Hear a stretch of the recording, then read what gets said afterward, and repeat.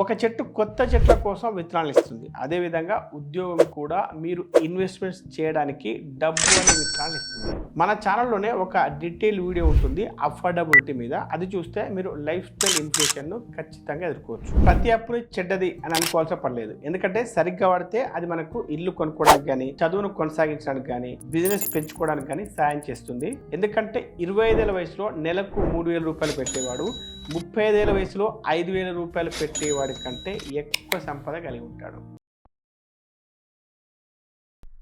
సాధారణంగా చాలామంది ఏమనుకుంటారంటే వ్యాపారం చేసేవాళ్ళు కానీ లేదంటే పెద్ద పెద్ద రిస్క్ తీసుకునే వాళ్ళు ధనవంతులు అవుతారని అనుకుంటారు.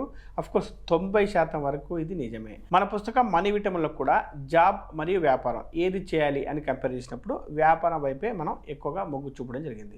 కానీ ప్రతి ఒక్కరికి వ్యాపారం చేయడానికి కానీ పెద్ద పెద్ద రిస్కులు తీసుకోవడానికి కానీ వారి పరిస్థితులు అనుకూలంగా ఉండకపోవచ్చు. అయితే సాధారణంగా 9 to 5 జాబ్ చేసేవారు కూడా ధనవంతులుగా మారే అవకాశం లేదా అని మీరు బాధపడాల్సిన అవసరం లేదు. ఎందుకంటే 9 to 5 జాబ్ చేస్తూ కూడా ధనవంతులుగా మారినవారు చాలామంది ఉన్నారు. అయితే ఈ సంఖ్య వ్యాపారం చేసేవారితో పోలిస్తే చాలా తక్కువ. కానీ ఈ వీడియోలో మనం 9 to 5 జాబ్ చేస్తూ కూడా ధనవంతులుగా మారడానికి పాటించాల్సిన 6 ముఖ్యమైన విషయాల గురించి తెలుసుకోబోతున్నాం. అంతకంటే ముందు కామెంట్స్లో చాలామంది అడుగుతున్నది ఏంటంటే మనీ విటమిన్ పుస్తకం ఎక్కడ దొరుకుతుంది అని. జస్ట్ మీరు గూగుల్లో సెర్చ్ చేస్తే మీకు ఆన్లైన్ స్టోర్స్, ఆఫ్లైన్ స్టోర్స్ అన్నీ కనిపిస్తాయి. ఈ వీడియో కింద డిస్క్రిప్షన్లో కూడా అమెజాన్ లింక్ ఇవ్వడం జరిగింది. వీలైతే అక్కడ నుండి కొనుక్కోవచ్చు. ఇక అసలు వీడియోలోకి వెళ్దాం. నెంబర్ 1, ఉద్యోగం అంటే కేవలం జీతం కాదు, సంపదను సృష్టించే ఆస్తి అని భావించండి. ఉద్యోగం చేసే ప్రతి ఒక్కరు తమ ఉద్యోగాన్ని కేవలం జీతం ఇచ్చే ఒక రొటీన్ పనిలాగా మాత్రమే చూస్తారు. అయితే ఉద్యోగాన్ని కేవలం జీతం కోసం మాత్రమే చూస్తే దాని నిజమైన విలువను కోల్పోవాల్సి వస్తుంది. ఎందుకంటే ఉద్యోగం అనేది కేవలం జీతం మాత్రమే కాదు, అది సంపదను సృష్టించే ఒక ఆస్తి, భవిష్యత్తును బలంగా నిర్మించే పునాది అని చెప్పవచ్చు. సరిగ్గా చెప్పాలంటే ఉద్యోగాన్ని ఒక పండ్లనిచ్చే చెట్టుగా చెప్పవచ్చు. చెట్టు ఏ విధంగా అయితే మళ్ళీ మళ్ళీ పండ్లనిస్తుందో అదే విధంగా ఉద్యోగం కూడా మీకు నెల జీతాన్ని ఇవ్వడంతో పాటు బోనస్గా మీరు ఉద్యోగం చేస్తున్న సెక్టార్కి సంబంధించిన స్కిల్స్ని, నాలెడ్జ్ని కూడా ఇస్తుంది. చెట్టు ఏ విధంగా అయితే పెద్దదవుతుందో అదేవిధంగా మీ జీతం కూడా క్రమంగా పెరుగుతూ ఉంటుంది. చెట్టు ఏ విధంగా అయితే నీడనిస్తుందో అలాగే మీ ఉద్యోగం మీకు కొత్త పరిచయాలు ఇస్తుంది. అలా ఆ పరిచయాలు మీ కెరీర్ ఎదగడానికి ఉపయోగపడవచ్చు, లేదంటే ఏదైనా సైడ్ బిజినెస్ చేయడానికి అవకాశాలు కల్పించవచ్చు. ఒక చెట్టు కొత్త చెట్ల కోసం విత్తనాలు ఇస్తుంది. అదేవిధంగా ఉద్యోగం కూడా మీరు ఇన్వెస్ట్మెంట్స్ చేయడానికి డబ్బు అనే విత్తనాలు ఇస్తుంది. ఉదాహరణకు బెంగళూరుకు చెందిన ఒక సాఫ్ట్వేర్ ఇంజనీరు మొదట్లో అతడు నెలకి 25,000 శాలరీ సంపాదించేవాడు. అయితే అతడు తన ఉద్యోగాన్ని సంపదను సృష్టించే ఒక ఆస్తిగా మార్చుకోవాలనుకున్నాడు. దానికోసం అతడు తన ఉద్యోగానికి సంబంధించిన కొత్త టెక్నాలజీస్, కొత్త స్కిల్స్ నేర్చుకున్నాడు. దీనివల్ల అతనికి 3 ఏళ్లలో ప్రమోషన్ వచ్చింది, జీతం రెట్టింపైంది. జీతం రెట్టింపు కాగానే ప్రతి నెల 10,000, 10,000 నుంచి 50,000 మ్యూచువల్ ఫండ్స్లో పెట్టడం మొదలుపెట్టాడు. ఇలా చేయడం వల్ల అతనికి 30 ఏళ్ల వయసు వచ్చేసరికి అతని ఇన్వెస్ట్మెంట్స్ 10 లక్షల పైగానే పెరిగాయి, ఇంకా పెరుగుతూనే ఉన్నాయి. ఇక్కడ అతనికి ఉద్యోగం కేవలం జీతం మాత్రమే కాదు, భవిష్యత్తు సంపదకు ఉపయోగపడే ఒక ఇంధనం అయింది. అయితే మీరు కూడా మీ ఉద్యోగాన్ని ఆస్తిగా మార్చుకోవాలనుకుంటే స్కిల్స్ పెంచుకోండి. కొత్త స్కిల్స్ వల్ల ప్రమోషన్స్ వస్తాయి, ప్రమోషన్స్ వల్ల ఎక్కువ జీతం వస్తుంది. అలాగే మీ క్రెడిబిలిటీ, మీ డిసిప్లిన్, మీ నెట్వర్క్ భవిష్యత్తులో పెద్ద పెద్ద అవకాశాలు సృష్టిస్తాయి. ఉద్యోగం ద్వారా నేర్చుకున్న స్కిల్స్తో ఫ్రీలాన్సింగ్ కానీ, సైడ్ హసిల్స్ లాంటివి చేయడం ద్వారా మల్టిపుల్ ఇన్కమ్ స్ట్రీమ్స్ క్రియేట్ చేయొచ్చు. అలాగే సంపాదించిన డబ్బును ఇన్వెస్ట్ చేయడం మొదలుపెట్టండి. ఎంత చిన్న మొత్తమైనా పర్వాలేదు, అది కూడా ఈరోజే ఇప్పుడే. ఇక తర్వాత రెండవది, లైఫ్ స్టైల్ ఇన్ఫ్లేషన్ను కంట్రోల్లో ఉంచుకోండి. మన దేశంలో చాలామంది జీతం పెరిగినప్పుడు కానీ లేదా బోనస్ వచ్చినప్పుడు కానీ వెంటనే చేసే మొట్టమొదటి పని ఏంటంటే ఆ పెరిగిన శాలరీని ఏ విధంగా ఖర్చు చేయాలి అని ఆలోచించడం. ఉదాహరణకు షాపింగ్లు చేయడం, అవసరం లేకపోయినా కొత్త ఐఫోన్ కొనడం, 1 BHK నుండి 2 BHKకి మారడం, బాగానే నడుస్తున్నటువంటి పాత కారును వదిలి ఈఎంఐపై కొత్త కారు కొనడం. సైకాలజీ ప్రకారం ఇది సహజమైనప్పటికీ జీతం పెరిగినప్పుడు ఖర్చులు కూడా అదే స్థాయిలో పెరగడాన్ని లైఫ్ స్టైల్ ఇన్ఫ్లేషన్ అంటారు. లైఫ్ స్టైల్ ఇన్ఫ్లేషన్ వల్ల ఆదాయానికి సమానంగా ఖర్చులు కూడా పెరుగుతాయి. అంటే మీరు 20,000 సంపాదిస్తే ఖర్చులు కూడా 20,000కి చేరుకుంటాయి. దీనివల్ల మీరు భవిష్యత్తు కోసం డబ్బు పొదుపు చేయడం కుదరదు, పెట్టుబడులు చేయడానికి అవకాశం ఉండదు, చివరికి సంపాదన సరిపోక అప్పులు కూడా చేయాల్సి వస్తుంది. కాబట్టి లైఫ్ స్టైల్ ఇన్ఫ్లేషన్ కంట్రోల్ చేయకపోతే జీతం ఎంత ఎక్కువ శాలరీ సంపాదించినా ధనవంతులు కావడం అనేది ఎప్పటికీ జరగదు. మరోవైపు లైఫ్ స్టైల్ ఇన్ఫ్లేషన్ పట్ల జాగ్రత్తగా ఉండేవారు మాత్రం మీకంటే ఎక్కువగా ఆస్తులు సంపాదిస్తూ ఉంటారు. ఉదాహరణకి హైదరాబాద్లో ఉండే రాజేష్ అనే వ్యక్తి మొదట్లో నెలకు 30,000 రూపాయలు సంపాదించేవాడు. కొంతకాలానికి రాజేష్ జీతం 60,000 అయింది. అప్పుడు రాజేష్ పాత ఫ్లాట్లు వదిలేసి లగ్జరీ ఫ్లాట్కు మారాడు. ఈఎంఐపై కారు కొన్నాడు. ప్రతిరోజు బయట తినడం మొదలుపెట్టాడు. దీనివల్ల ఇప్పుడు రాజేష్ ఖర్చు నెలకు 55,000 అయింది. అంటే జీతం రెట్టింపు అయినా కూడా పొదుపు మాత్రం నామమాత్రంగానే ఉంది. అదేవిధంగా ఇంకొక ఎగ్జాంపుల్ చూస్తే ముంబైలో ఉండే ప్రియా అనే అమ్మాయి జీతం 40,000 నుండి 5 ఏళ్లలో 80,000కి పెరిగింది. కానీ ప్రియ మాత్రం రాజేష్ లాగా ఎక్కువ ఖర్చులు చేయలేదు. అదే పాత ఫ్లాట్లో ఉంది, పాత స్కూటీనే వాడుతుంది. మిగిలిన డబ్బుని అంతా ఇన్వెస్ట్ చేయడం మొదలుపెట్టింది. దీంతో 30 ఏళ్ల వయసులో ఆమె ఇన్వెస్ట్మెంట్ పోర్ట్ఫోలియో 25 లక్షలకు చేరింది. అలాగని చెప్పి లైఫ్ స్టైల్ ఇన్ఫ్లేషన్ కంట్రోల్లో ఉంచడం అంటే కష్టపడి దారిద్ర్యంలో జీవించడం కాదు. కొంచెం సుఖాలు కూడా అనుభవిస్తూ దాంతోపాటు జీతం పెరిగినప్పుడల్లా పొదుపుని ఇన్వెస్ట్మెంట్స్ని కూడా పెంచుతూ ఫైనాన్షియల్గా మీ భవిష్యత్తుని సేఫ్గా ఉంచుకోవడం. కాబట్టి 50-30-20 రూల్ పాటించండి. పెద్ద పెద్ద కొనుగోలు ఆలస్యం చేయండి. కొత్త ఫోను, కొత్త కారు వెంటనే కొనకండి. కొంచెం ఆగి ఆలోచించి కొనండి. ఫ్రెండ్స్, రిలేటివ్స్ ఏం కొనుగోలు చేస్తున్నారని చూసి వారిని మాత్రం మీరు అనుకరించకండి. కొత్త ఇల్లు కానీ కొత్త కారు కానీ నిజంగా మీకు అవసరమైతేనే కొనండి. మన ఛానల్లోనే ఒక డీటెయిల్ వీడియో ఉంటుంది అఫోర్డబిలిటీ మీద. అది చూస్తే మీరు లైఫ్ స్టైల్ ఇన్ఫ్లేషన్ను ఖచ్చితంగా ఎదుర్కోవచ్చు. ఇక తర్వాత మూడవది, మీ డబ్బును మీకోసం పని చేయించుకోండి. డబ్బు సంపాదించడం కోసం అందరూ కష్టపడి పనిచేస్తుంటారు. కానీ వారిలో కొద్దిమంది మాత్రమే నిజమైన ఆర్థిక స్వేచ్ఛను సాధించగలుగుతున్నారు. దీనికి కారణం డబ్బు సంపాదించడానికి వారు పనిచేయడంతో పాటు వారి దగ్గరుండే డబ్బు చేత కూడా పనిచేయించుకోవడం. మీరు పనిచేయడం ద్వారా సంపాదించే జీతాన్ని కానీ వ్యాపారం ద్వారా వచ్చే ఆదాయాన్ని కానీ యాక్టివ్ ఇన్కమ్ అంటారు. మీ ఆరోగ్యం బాగున్నంత కాలం, మీ శరీరం సహకరించినంత కాలం మాత్రమే ఈ ఆదాయం వస్తుంది. ఒకవేళ మీరు పనిచేయడం ఆపేస్తే యాక్టివ్ ఇన్కమ్ కూడా ఆగిపోతుంది. అయితే దీనికి పూర్తి భిన్నంగా ఉండేది ప్యాసివ్ ఇన్కమ్. మీరు నిద్రపోతున్నా, ట్రావెల్ చేస్తున్నా మీ ప్రమేయం లేకుండా ఆదాయం వస్తూనే ఉంటే ప్యాసివ్ ఇన్కమ్ అంటారు. ఇది ఎలా ఉంటుందంటే మీ ఆరోగ్యం సహకరించకపోయినా, మీ శరీరం సహకరించకపోయినా కూడా వస్తూనే ఉంటుంది. ఇంకా చెప్పాలంటే మీరు బ్రతికున్నా లేకపోయినా కూడా ప్యాసివ్ ఇన్కమ్ అనేది వస్తూనే ఉంటుంది. డబ్బు మన కోసం పనిచేయడం అంటే మీరు నోట్లని బ్యాగులో పెట్టి వాటిని బజార్కి వెళ్ళి వస్తువులు తీసుకొని రమ్మంటే అవి తెస్తాయని కాదు. దాని అర్థం డబ్బును సరిగ్గా ఇన్వెస్ట్ చేస్తే మీరు నిద్రపోతున్నా కూడా ఆ డబ్బే నెమ్మదిగా మరింత డబ్బును సంపాదించి పెడుతుంది అని అర్థం. కాబట్టి పెట్టుబడులు పెట్టేందుకు, ఆస్తులు కొనుగోలు చేయడానికి కానీ, బిజినెస్ చేయడానికి ఉపయోగించడం ద్వారా కానీ డబ్బును మీకోసం పనిచేసేలా చేసుకోండి. మీరు మీ డబ్బును సరిగ్గా ఉపయోగించుకోగలిగితే మీరు డబ్బు కోసం ఎంతకాలం పనిచేస్తారో అంతకంటే ఎక్కువ కాలం మీ డబ్బు మీకోసం పనిచేస్తుంది. అయితే ఎప్పుడు కూడా ఇన్వెస్ట్మెంట్స్ అనేవి ఫైనాన్షియల్ ప్రోడక్ట్స్లోనే మీ డబ్బును ఉంచాల్సిన అవసరం లేదు. ఉదాహరణకు 50,000 రూపాయలు పెట్టి టిఫిన్ సర్వీస్ పెట్టినా, రీఛార్జ్ షాప్ పెట్టినా, లేదంటే హ్యాండిక్రాఫ్ట్ ఆన్లైన్ బిజినెస్లు లాంటివి ప్రారంభించినా కూడా, లేదా ఇతరులతో పెట్టించినా కూడా మీ డబ్బు సంపాదించడం మొదలుపెడుతుంది. ఇక ఇప్పుడు నాలుగో విషయం, చిన్న చిన్న స్థిరమైన ఆదాయ వనరులు సృష్టించుకోండి. చాలామంది ఉద్యోగులు సైడ్ ఇన్కమ్ సంపాదించడానికి తమ ఉద్యోగాన్ని వదులుకోవాల్సి వస్తుందని భయపడుతూ ఉంటారు. కానీ సైడ్ ఇన్కమ్ అంటే ఉద్యోగాన్ని వదులుకోకుండా మీ ఉద్యోగంతో పాటు సులభంగా నిర్వహించుకోగలిగిన పనుల ద్వారా కూడా కొంచెం అదనపు ఆదాయాన్ని సంపాదించడం. ఇది మీకు అదనపు ఆర్థిక భద్రత ఇవ్వడానికి ఉపయోగపడుతుంది. ప్రస్తుత కాలంలో ఖర్చులు అనేవి రోజు రోజుకు పెరిగిపోతున్నాయి. అలాంటి పరిస్థితుల్లో ఈఎంఐలు, ఇంటి ఖర్చుల కోసం కేవలం జీతంపైనే ఆధారపడడం అనేది కొంచెం రిస్క్తో కూడుకున్న పని అని చెప్పవచ్చు. అలాంటప్పుడు అదనంగా సంపాదించే చిన్న సైడ్ ఇన్కమ్ కూడా మన ఆర్థిక భద్రతకు చాలా పెద్ద ఉపశమనం కలిగిస్తుంది.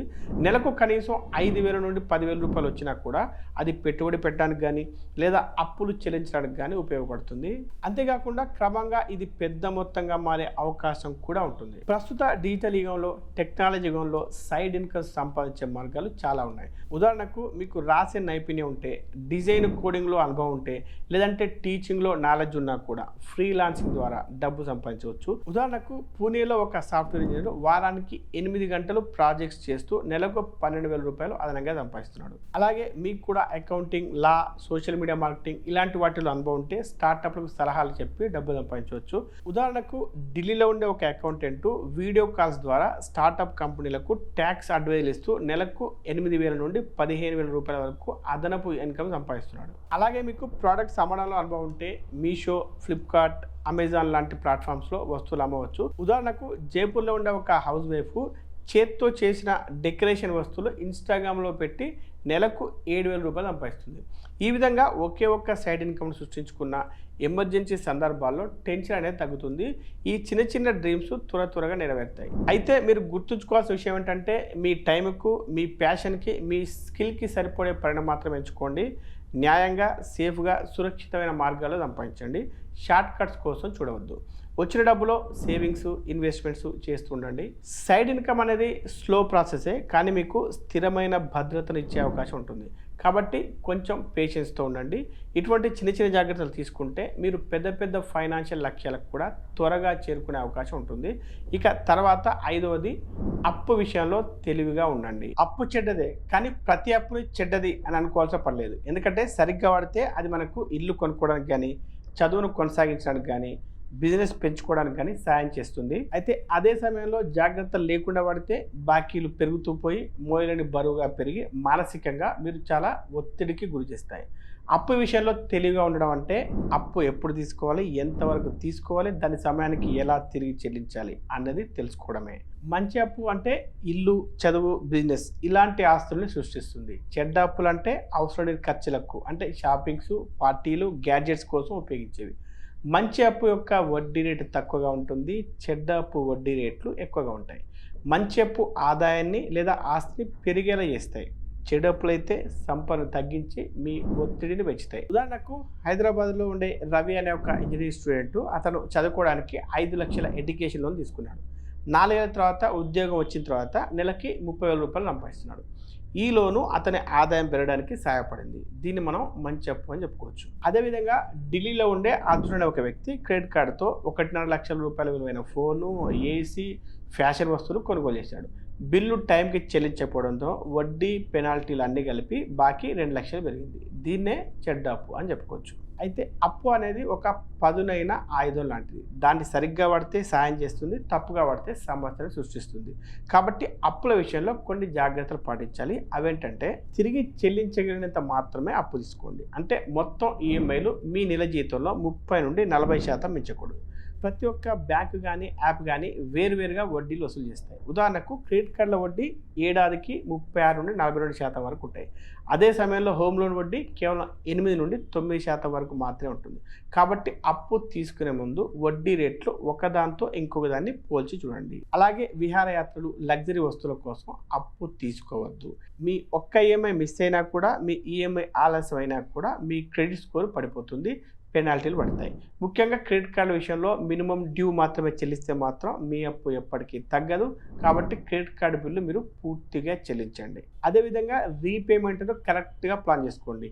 అప్పు ఎక్కువైపోయింది అనుకోండి, అప్పుడు ఈఎంఐ 10 నుండి పెంచి ఇన్కమ్ పెరిగినప్పుడు మళ్ళీ ఫాస్ట్గా దాన్ని పూర్తి చేయండి. బోనస్ లాంటివి రాగానే కొన్ని లోన్స్ ముందే క్లోజ్ చేయండి. అలాగే తక్కువ వడ్డీ ఉన్న బ్యాంకుకు అప్పును ట్రాన్స్ఫర్ చేసుకోండి. అలాగే మీకు ఎక్కువగా అప్పులు ఉండడానికి ప్రధానమైన కారణం ఏంటంటే అనుకోని ఖర్చులు అకస్మాత్తుగా రావడం. కాబట్టి కనీసం 3 నుండి 6 నెలలకు సరిపోయేటట్టుగా ఎమర్జెన్సీ ఫండ్ను ఏర్పాటు చేసుకోండి. చివరిగా అప్పును ఎప్పుడు కూడా వీలైనంత వరకు సంపదను పెంచడానికి మాత్రమే ఉపయోగించండి. ఇక 6వది చివరి విషయం, వేగంగా డబ్బు సంపాదించాలనే ట్రాప్లో పడకండి. ఈ రోజుల్లో అందరికీ ఎంత త్వరగా వీలైతే అంత త్వరగా డబ్బు సంపాదించాలని, రాత్రికి రాత్రే కోటీశ్వరులు కావాలనే కోరిక ఉంటుంది. దీనికి ఉద్యోగస్తులు కూడా మినహాయింపు ఏమీ కాదు. అయితే ఈ కోరికకు తగ్గట్టే స్టాక్ ట్రేడింగ్, క్రిప్టో, లాటరీ ఇలాంటి వాటిల్లో డబ్బు పెడితే కొద్ది రోజుల్లోనే రెట్టింపు అవుతుందని చెప్పేసి సోషల్ మీడియాలో తరచుగా రకరకాల వార్తలు వైరల్ అవుతూ ఉంటాయి. ఒకవేళ మీ అదృష్టం వల్ల మొదట్లో మీరు వీటిల్లో కొద్దిగా డబ్బు సంపాదించినా కానీ ఆ తర్వాత మీరు సంపాదించిన డబ్బు కంటే ఎన్నో రెట్ల డబ్బు మళ్ళీ వీటిల్లోనే కోల్పోవాల్సి వస్తుంది. ఎందుకంటే వేగంగా సంపాదించిన డబ్బు అంతే వేగంగా పోతుంది. అయితే నిజమైన సంపద మాత్రం ఒక్క రోజులో రాదు. అది నెమ్మదిగా, క్రమంగా, ఓర్పుతో, క్రమశిక్షణతో, నిరంతర కృషితోనే పెరుగుతూ ఉంటుంది. ఉదాహరణకు చెన్నైలో ఉండే రమేష్ అనే ఒక చిన్న ఉద్యోగి 25 ఏళ్ల వయసులో నెలకు 5,000 రూపాయల ఇన్వెస్ట్మెంట్ చేయడం మొదలుపెట్టాడు. 20 సంవత్సరాల తర్వాత, అంటే అతనికి 45 వచ్చేసరికి అతని పోర్ట్ఫోలియో దాదాపు 40 లక్షల రూపాయలకు చేరుకుంది. కానీ అతని స్నేహితుడు కార్తిక్ మాత్రం త్వరగా డబ్బు వస్తుంది అని చెప్పేసి ట్రేడింగ్లో లక్షలు పెట్టి కొద్ది నెలలోనే మొత్తం పోగొట్టుకోవడే కాకుండా ఇంకా కొన్ని లక్షల అప్పు కూడా చేశాడు.